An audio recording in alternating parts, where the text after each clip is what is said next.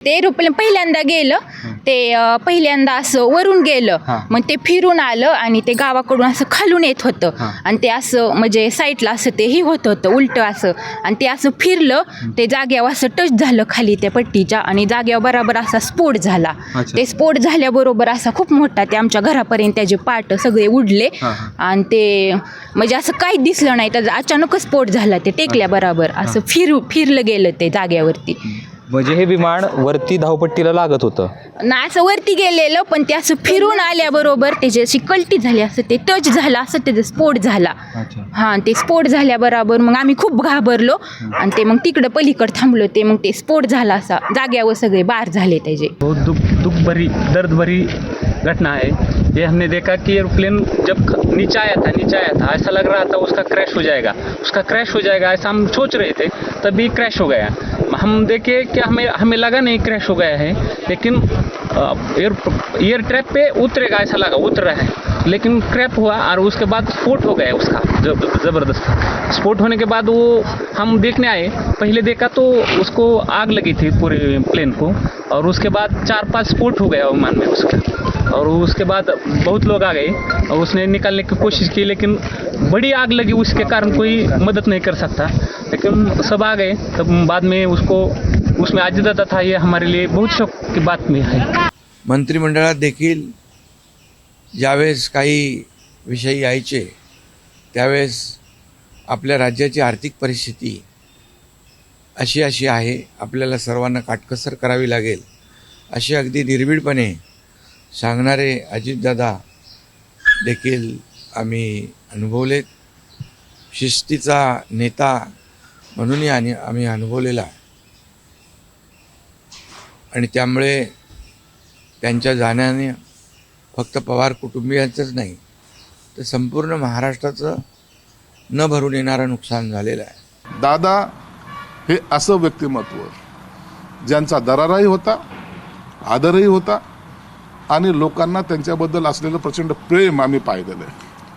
फटकळ स्वभावाचा असून सुद्धा दादांचा शब्द लोकांना आवडायचा. दादा बोलतायत, दादा सांगतायत, ते ऐकलं पाहिजेत, हा आदरही लोकांचा त्यांच्याबद्दल होता. म्हणून दादा आज आपल्यात नाहीत. ही महाराष्ट्राला मध्ये तर पोकळी निर्माण झालेलीच आहे, परंतु कार्यकर्त्याच्या मनावर जो आघात झालेला आहे, त्यांना जे दुःख झालेलं आहे, मला वाटतं हे न भरून निघणारं दुःख आहे. मी त्यांच्याबरोबर आयुष्यातली 15 वर्ष राष्ट्रवादी काँग्रेस पक्षामध्ये काम केलेलं आहे आणि त्याचबरोबर विधिमंडळामध्ये जवळजवळ 34 वर्ष मी त्यांना जवळून बघितलेलं आहे, त्यांना अनुभवलेलं आहे. त्यांचा स्वभाव, त्यांची वागण्याची पद्धत, त्यांची काम करण्याची हातोटी ही मी जवळून अभ्यासलेली देखील आहे. अजितदादा आपल्या सर्वांमधून जाण्याचं नुकसान फक्त पवार कुटुंबियांचं नाही झालं, तर संपूर्ण महाराष्ट्र राज्याचं झालं. महाराष्ट्राचे लाडके उपमुख्यमंत्री अजितदादा यांचं विमान अपघातात आज दुःखद निधन झालं. मनाला अतिशय धक्का देणारी घटना आहे. अजितदादा हे त्यांच्या शब्दाप्रमाणे नेहमी सरळ, होला हो, नसेल काम होत तर नाही, हे शब्द नेहमी त्यांच्या तोंडात असत. अजितदादा जरी दिसायला कठोर होते, बोलायला जरी कठोर वाटत असले, तरी हृदयाने ते फार मऊ होते. याचा अनुभव मला अनेक वेळा येत असेल. मी पुण्याहून मुंबईला येत असताना घाटामध्ये अपघात झाला आणि ती बातमी ताबडतोब टी व्हीवरती झळकली. 5 मिनिटाच्या आत अजितदादांचा मला फोन आला, उज्ज्वलजी तुम्हाला गंभीर दुखापत झाली आहे का, काही याच्यात अतिरेक्यांचा डाव आहे का? मी म्हटलं दादा नाही, गाडीचा अपघात आहे, निव्वळ अपघात आहे, आपण काळजी करू नका. असे हे अजितदादा. त्यांनी बऱ्याच वेळा त्यांना शब्दाप्रमाणे वागल्यानंतर मनात दुःखही व्हायचं, ते व्यक्त देखील करायचे. आदरणीय अजितदादा पवार यांचं अत्यंत या अपघातामध्ये दुर्दैवी निधन झालं. मी माझ्या तमाम जनतेच्या वतीने माझ्या रायगड जिल्ह्याच्या वतीने, माझ्या मतदारसंघाच्या वतीने, की ही जी बाब आहे ही अत्यंत दुःखद आहे. एक निर्भीड व्यक्तिमत्व आणि स्पष्ट वक्ता म्हणून ज्यांच्याकडे पाहिलं जायचं ते अजितदादा आज आपल्यातून निघून गेलेले आहेत. अत्यंत मनाला वेदना देणारी बाब आहे आणि अशी दुर्दैवी घटना फार कोणाच्या आयुष्यात येऊ नये, परंतु विधिलिखित कोणाला टाळता येत नाही आहे. आणि आज अजितदादा गेले, मी त्यांना भावपूर्ण श्रद्धांजली अर्पण करतो. समस्त पवार परिवार और जितने भी समर्थक हैं उनको हमारी तरफ से संवेदना और शोक. मैंने बात की सुप्रिया जी से भी और उनकी मिसेज से भी.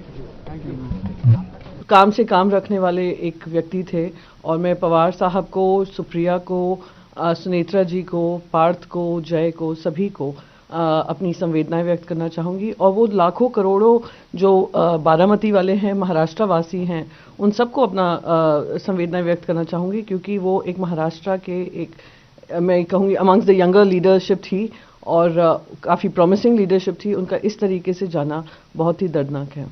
अजित पवार का ये एक्सीडेंट में निधन होना ये बहुत ही दुखद और दुर्भाग्यपूर्ण है. पिछले 40 साल से महाराष्ट्र के राजनीति में मेरे बहुत घनिष्ठ मित्र रहे, उनके मेरे पारिवारिक संबंध रहे. बहुत कर्मठ, अच्छा प्रशासक और विकास की दृष्टि रखने वाले ऐसे वो नेता थे. उनके जाने से बहुत बड़ा नुकसान हुआ है. उनके परिवार को भी काफ़ी उनके ऊपर भी एक बड़ा हादसा हुआ है. मुझे लगता है कि भगवान उनको ये जो घटना हुई है इसका दुख सहन करने की ताकत दे. मैं व्यक्तिगत रूप से और पार्टी के तरफ से महाराष्ट्र के इस पुराने सहयोगी को मैं श्रद्धांजली अर्पित करता हूँ. त्यांची कामकाजाची पद्धती ही एक आदर्श पद्धती होती. दिलेला शब्द पाळण्याची त्यांची भूमिका होती आणि जे होईल ते स्पष्टपणे होण्यासारखं असेल तरच ते सांगायचे, नसेल होण्याचं तोंडावर सांगायचे की होणार नाही. याच्यामध्ये विनाकारण शक्ती खर्च करू नका. व्यक्तिगत जीवनामध्ये त्यांचे संबंध माझे आणि त्यांचे चांगले होते. आणि असा एक राज्याचं नेतृत्व जे भावी कालखंडामध्ये मुख्यमंत्रीपदापर्यंत जाऊ शकलं असतं, अशा नेतृत्वाचं आज अस्त झालेलं आहे.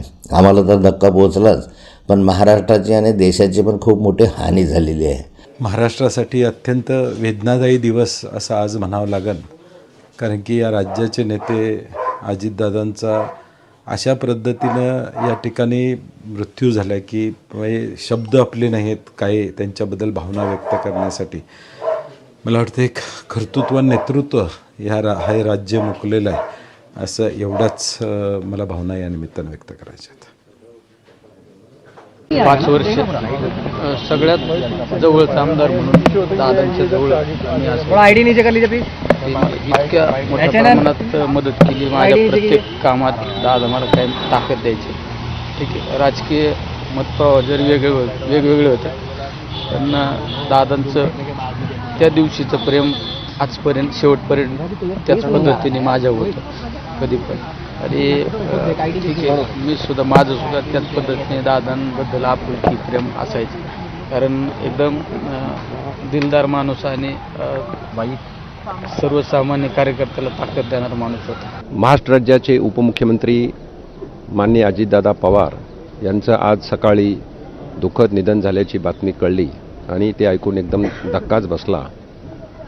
त्यांनी बऱ्याच वर्षापासून महाराष्ट्राच्या जनतेची सेवा केलेली आहे आणि एक सर्वच पक्षातील कार्यकर्त्याची ते लोकप्रिय होते. त्यांच्या दुःखद निधनाच्या बातमीमुळे सर्वांना एक धक्काच बसलेला आहे आणि एक मोठा नेता महाराष्ट्रानं गमावलेला आहे. महाराष्ट्राचा भाग्यविधाता गमावलेला आहे.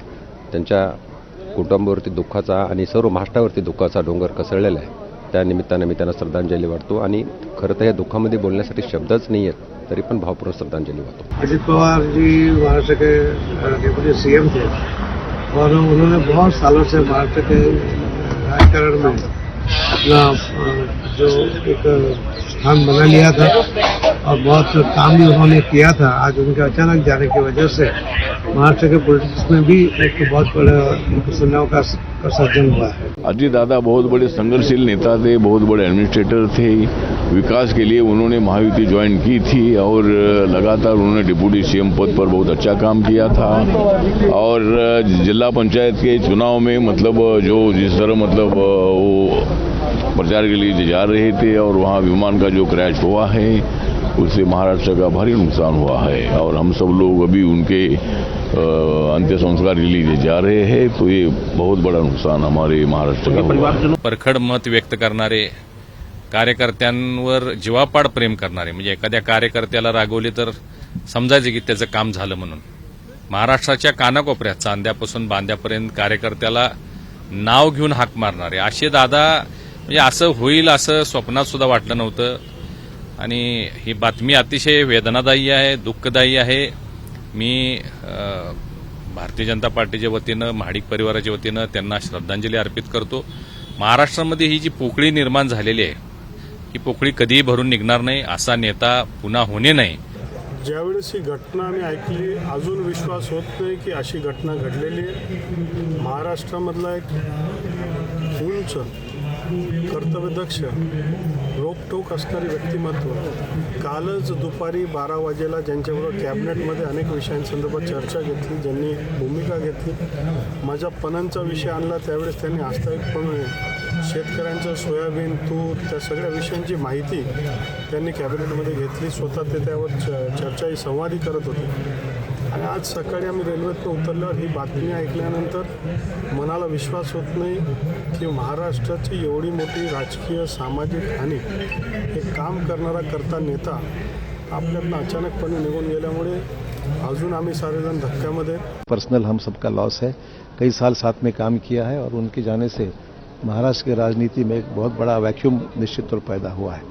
हम उनकी दुखद घटना पर उनको श्रद्धांजलि अर्पित करते हैं। दादांची जनता दरबाराची पद्धत असेल, कार्यकर्त्यांचं जागेवरती काम करण्याची पद्धत असेल, प्रशासनावरती असलेली पकड असेल, या गोष्टीमुळे दादांनी एक दादाचं वेगळंपण महाराष्ट्रामध्ये ठेवलं होतं। ज्यावेळेस मी आमदार होऊन दादांच्या आशीर्वादाला गेलो तर दादांनी आनंद व्यक्त केला होता का माझा एक कार्यकर्ता आमदार झाला याचा मला आनंद आहे। आवर्जून मला भेटल्यानंतर काही सूचना दादा देत होते, पण आज खरंच माझ्यासारख्या कार्यकर्त्यांना घडवणारे दादा आज गेले याच्यावरती खरंच विश्वास ठेवणं अवघड जाते आणि अतिशय जड अंतकरणाने मनाने आज खरंच महाराष्ट्राची एक मोठी हानी झाली असं या निमित्ताने मी म्हणत। महाराष्ट्राच्या राजकीय आणि सामाजिक जीवनातला आजचा काळा दिवस आहे। आज सकाळी जेव्हा महाराष्ट्राचे उपमुख्यमंत्री अजित पवार यांना मुंबईतून बारामतीला घेऊन जाणाऱ्या विमानाचा अपघात झाल्याची बातमी कळली तेव्हा आम्ही सगळे प्रार्थना करत होतो की अशी कोणत्याही प्रकारची बातमी कानावर येऊ नये। अजितदादा पवार यांच्याशिवाय महाराष्ट्राचं राजकारण, समाजकारण हे बेचव आणि आळणी होईल। त्यांच्या जाण्यानं महाराष्ट्रावर दुःखाचा डोंगर कोसळलेला आहे। त्यांचं बोलणं, त्यांच्या कामाची पद्धत, त्यांची प्रशासनावरची पकड, या सगळ्या गोष्टी महाराष्ट्राच्या मनात कायम राहतील। महाराष्ट्राकरता आजचा हा काळा दिवस आहे। महाराष्ट्रातल्या सामाजिक आणि राजकीय क्षितिजावर चमकणारा हा एक अनमोल तारा आज या ठिकाणी काळाच्या पडद्या निघून गेलेला आहे। खरं तर अजितदादासारखा निर्भीड, प्रशासनावर अशी पकड असणारा आणि हसतमुख चेहरा आणि कधीही कोणाला न धोका देणारा, प्रशासनामध्ये जागरूकपणे काम करणारा, अतिशय प्रभावीपणे काम, सकाळी त्यांचं दिनचर्या सकाळी 5 वाजेपासून सुरू व्हायची आणि रात्री कधी त्याचा वेळ नसायचा आणि त्यांच्यासोबत मला काम करायची संधी मिळाली, त्यांच्यासोबत प्रवासाची संधी मिळाली अनेक बैठकांमध्ये, अधिवेशनामध्ये। तर मला वाटतं की अजितदादांची ही उणीव येणाऱ्या काळात कधीच भरू शकणार नाही। अजितदादासारखा नेता पुन्हा या महाराष्ट्रात जन्मास देखील येणार नाही। खूप मोठं नुकसान या राज्याचं कार्यकर्त्यांचं या ठिकाणी झालं। कार्यकर्त्यांच्या डोक्यावरचं राजकीय क्षेत्र काळाने या ठिकाणी हिरावून घेतलं आणि म्हणून सगळ्यांकरता हा आजचा दिवस दुर्दैवी दिवस आहे. आणि आम्ही सगळे लोक आज या घटनेवर शॉकिंगमध्ये आहोत. इतना पारदर्शी नेता नहीं देखा. हाँ कहा तो हाँ 100% काम होगा, ना कहा तो 10 जगह जाओ तो भी नहीं होगा. तो खुले थे कि भाई जो होने वाला है मैं हाँ बोलूंगा तो करूंगा, मतलब करूंगा. और बोल्ड, बहुत बोल्ड थे. महाराष्ट्र के खास करके उनके बारामती क्षेत्र की प्रगति में उनका आदरणीय शरद पवार साहब के आशीर्वाद से बहुत बड़ा योगदान था. पूरा पवार परिवार आज व्यतीत होगा. हम उनके दुख में सहयोगी और भावपूर्ण श्रद्धांजलि व्यक्त करते हैं. मी असेन, मुख्यमंत्री देवेंद्रजी असतील, अजितदादा असतील, आम्ही टीम म्हणून काम केलो आहे, टीम म्हणून काम करतोय. आमच्या वेळाही कामाच्या वेगवेगळ्या, आम्ही पहाटे उशिरापर्यंत काम करतो. अजितदादा पहाटे लवकर काम सुरू करतात, देवेंद्रजी दिवसभर काम करतात. आणि अजितदादांनी 6-6 वाजता देखील अपॉइंटमेंट दिलेल्या अधिकाऱ्यांनी आणि लोकप्रतिनिधींनी पाहिलेल्या आहे. अतिशय वेळेचं महत्त्व आणि वेळेचं भान ठेवणारा नेता हरपलेला आहे. खरं आणि सच्चा अतिशय शिस्तप्रिय नेता गेला याचं दुःख आहे. आणि आम्ही ज्यांच्या जीवावर आज राजकारण करत होतो आता आम्ही. एबीपी माझा, उघडा डोळे बघा नीट.